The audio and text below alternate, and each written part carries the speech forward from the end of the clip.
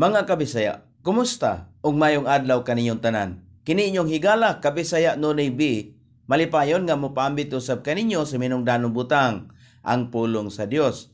Karon atong kutloon ang Marcos kapitulo 7 bersikulo 13 nga nagkanayon.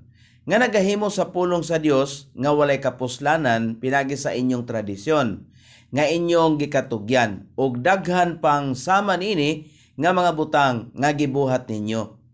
Gihukman ni Hesus dinhi ang batasan pinagi sa pagpakita nga ang mga Fariseo ug iskriba sad-an sa pagkansilar sa pulong sa Dios pinagi sa ilang tradisyon.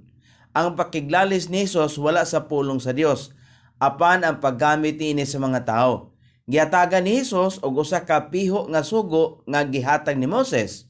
Dili lang kini ang ilang gibag-o, apan kini usa ka panig-ingnan sa daghang mga butang nga ilang nausab aron mahiuyon sa ilang kaugalingon.